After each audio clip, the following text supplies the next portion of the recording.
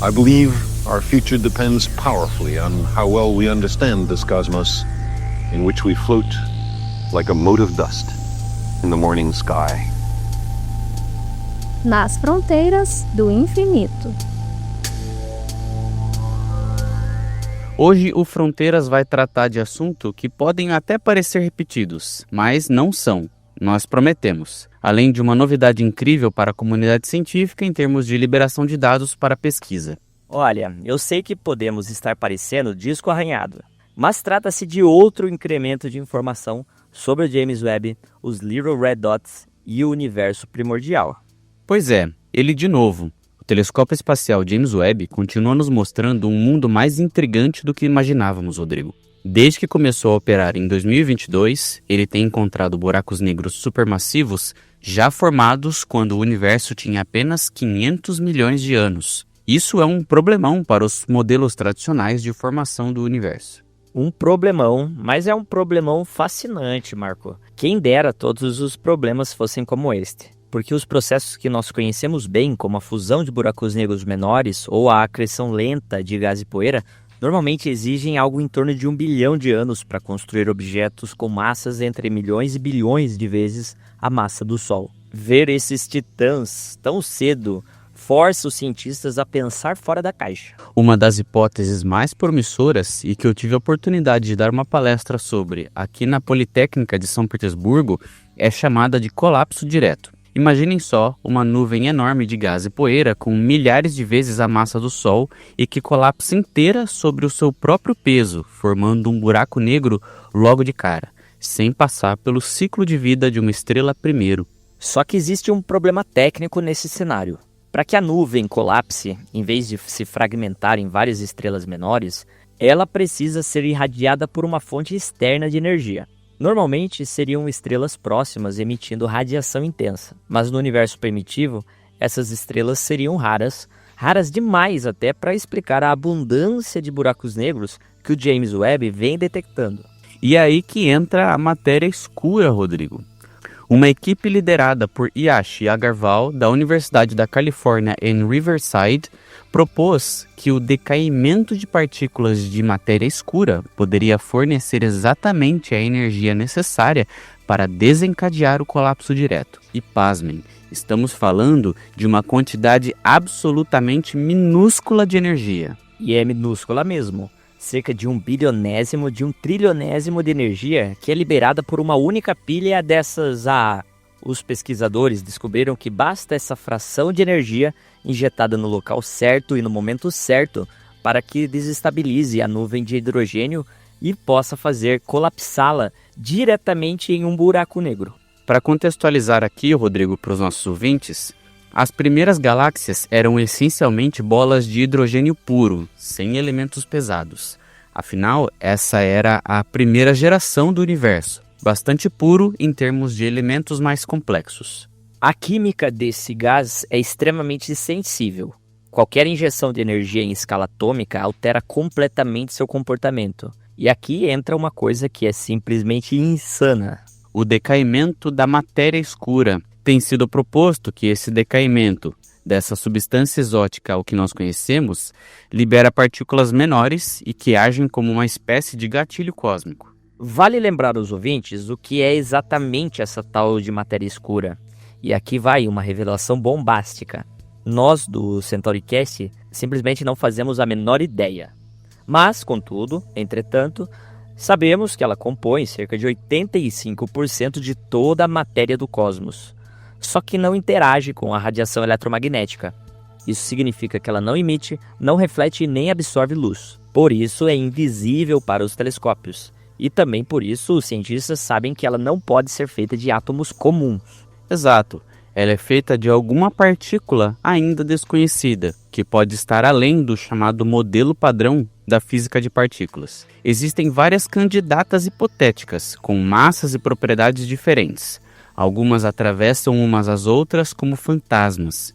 Outras interagem trocando energia. E algumas, as mais relevantes para esse estudo, podem decair em partículas menores ao longo do tempo. O que o Agarwal e o seu colega Flip Tanedo fizeram foi um exercício notável de física interdisciplinar. Eles pegaram dados observacionais do James Webb, aplicaram modelos cosmológicos e chegaram a uma faixa muito específica de massa para essas partículas de matéria escura, algo entre 24 e 27 electronvolts. Isso é minúsculo de tal forma que a gente nem consegue imaginar. Para uma comparação, um único elétron isolado tem cerca de 511 mil electronvolts. São partículas levíssimas. E por que essa faixa é importante, Rodrigo?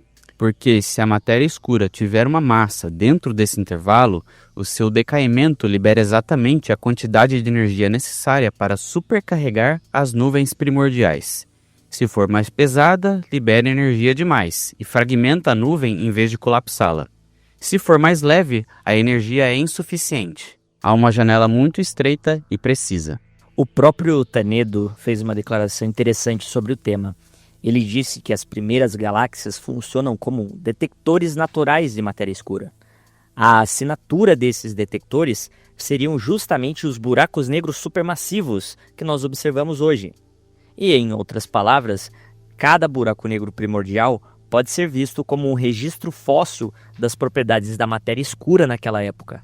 Essa abordagem tem uma vantagem enorme. Ela transforma o problema, que é a abundância inesperada de buracos negros supermassivos, em uma oportunidade de investigar a natureza da matéria escura. Ao invés de dizer que as observações do James Webb são discrepantes, os pesquisadores estão dizendo que essas observações podem ser a chave para desvendar o maior mistério da cosmologia moderna. O estudo foi publicado no dia 14 de abril no Journal of Cosmology and Astroparticle Physics. E um aspecto que a equipe destacou é que essa descoberta só foi possível graças a uma coincidência favorável.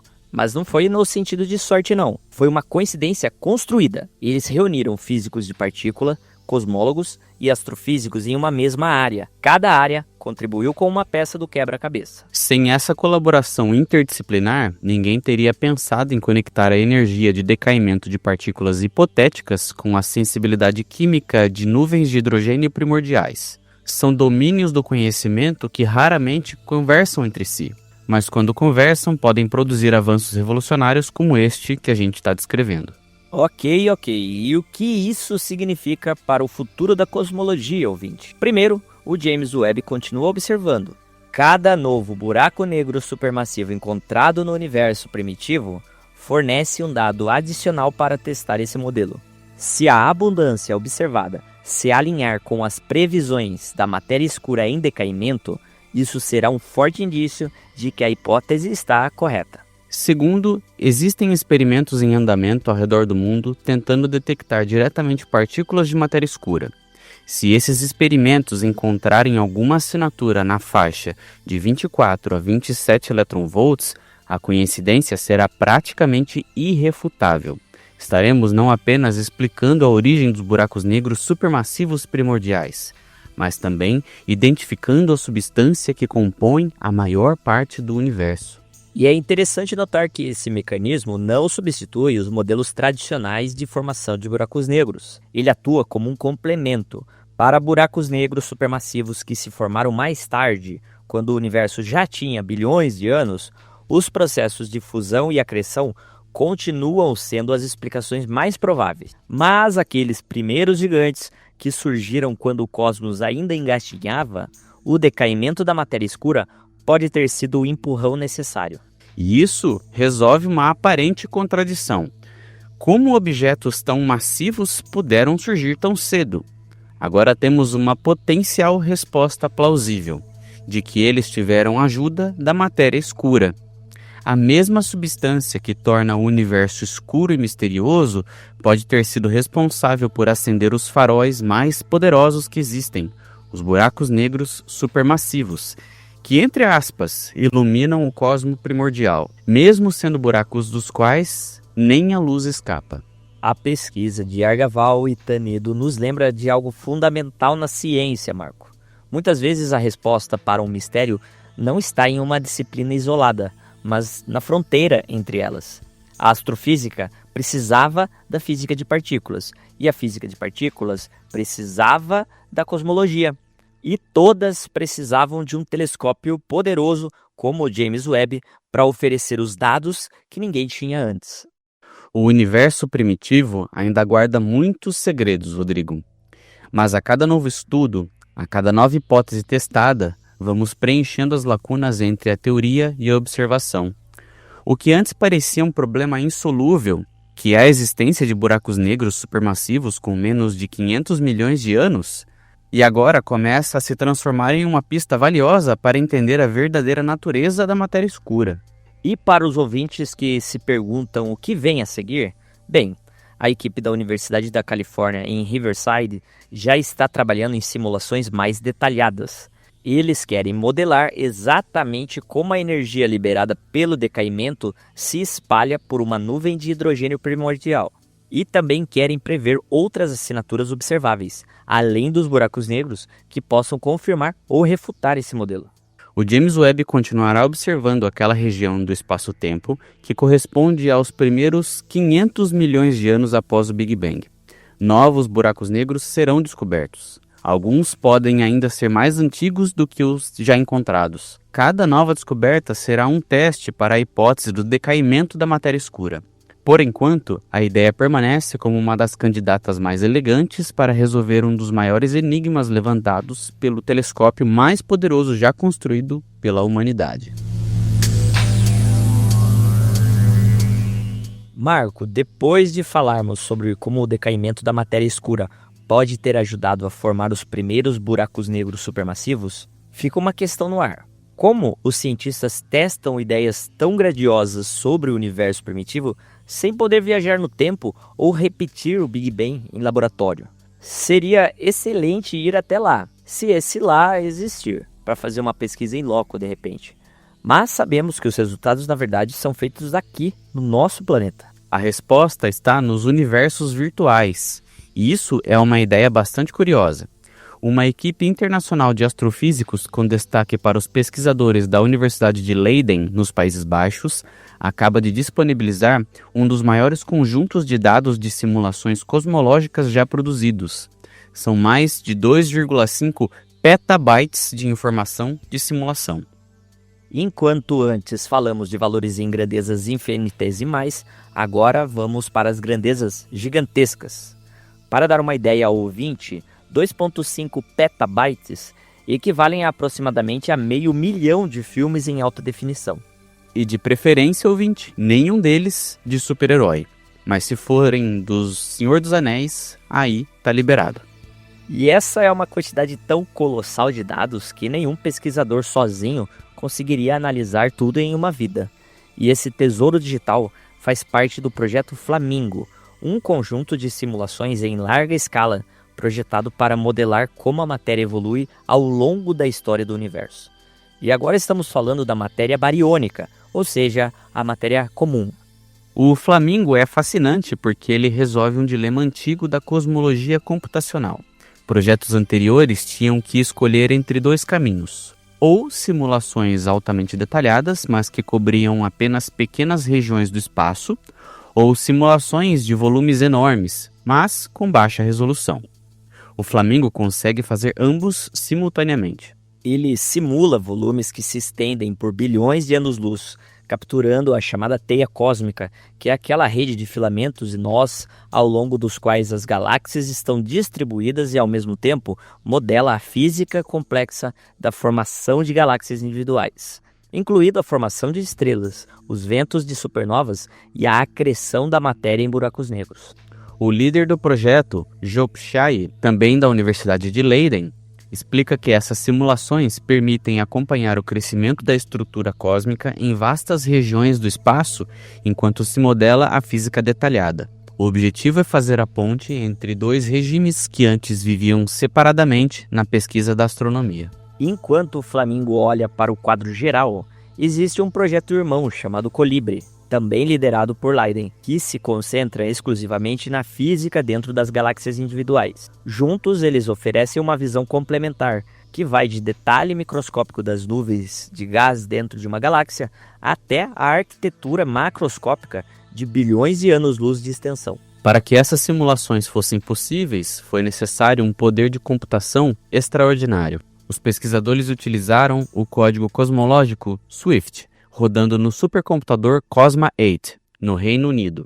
O professor Carlos Frank, da Universidade de Durham, destaca que a maioria dos pesquisadores simplesmente não tem acesso a instalações dessa magnitude.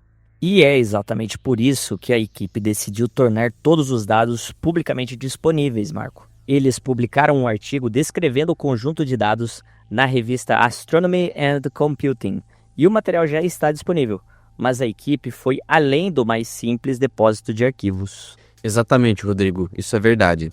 O John Halley, também da Universidade de Durham, liderou o desenvolvimento de uma plataforma online dedicada. Essa ferramenta permite que pesquisadores do mundo todo explorem e baixem apenas os subconjuntos de que precisam, sem ter que lidar com os arquivos gigantescos de terabytes ou petabytes. A ideia, segundo Halley, é reduzir ao máximo a barreira de entrada, e isso é crucial, porque não adianta disponibilizar dados se poucos pesquisadores têm capacidade técnica ou computacional para acessá-los. Com essa plataforma, um astrônomo de uma universidade pequena, em qualquer país, pode extrair exatamente as simulações que interessam ao seu projeto específico sem precisar de um supercomputador local. Desde que as simulações do Flamingo começaram a rodar em 2023, elas já foram utilizadas em dezenas de estudos. Pesquisas sobre formação de galáxias, sobre a distribuição da matéria escura no universo e sobre o efeito da energia escura na expansão cósmica estão entre os trabalhos já publicados. Mas a equipe acredita que isso é apenas o começo. O Matthew Scheller, outro pesquisador de Leiden, envolvido também no projeto, afirma que o acesso aberto a conjuntos de dados dessa escala pode acelerar significativamente o processo científico. O objetivo é fornecer um recurso que apoie uma ampla gama de pesquisas em astrofísica, desde cosmólogos teóricos até astrônomos observacionais, que querem comparar suas descobertas com modelos computacionais. E essa comparação entre simulação e observação é o ponto central. Os astrofísicos podem ajustar parâmetros fundamentais nas simulações, por exemplo, como a quantidade de matéria escura, a força da expansão cósmica ou a eficiência da formação de estrelas, e depois então verificar qual a versão do universo virtual mais se parece com o universo real, que os telescópios como o James Webb estão revelando. É uma forma de experimentação indireta. Não podemos fazer o Big Bang acontecer de novo, mas podemos recriá-lo bilhões de vezes dentro de um computador, variando as condições iniciais e as leis da física. O Flamingo oferece exatamente isso. É como um laboratório virtual onde a cosmologia se torna uma ciência experimental, não apenas observacional. A divulgação completa desses dados marca um passo importante rumo à cosmologia aberta e colaborativa, Rodrigo. Pesquisadores do mundo todo, independentemente do orçamento disponível em seus laboratórios ou do seu disponível poder computacional, nas suas devidas instituições, terão agora acesso a simulações que antes eram privilégios de poucos centros de pesquisa de ponta. E para os ouvintes que se perguntam como isso se conecta ao nosso episódio sobre buracos negros supermassivos, a resposta é direta. As mesmas simulações do Flamingo, que modelam a evolução da matéria escura ao longo de bilhões de anos, podem ser usadas para testar exatamente a hipótese que discutimos antes: o decaimento da matéria escura, que ajudou a formar os primeiros buracos negros gigantes do universo. Perfeito gancho que você fez, Rodrigo. Os pesquisadores podem introduzir o decaimento das partículas de matéria escura como um dos parâmetros nas simulações do Flamingo e verificar se o resultado produz a abundância de buracos negros supermassivos que o James Webb está encontrando.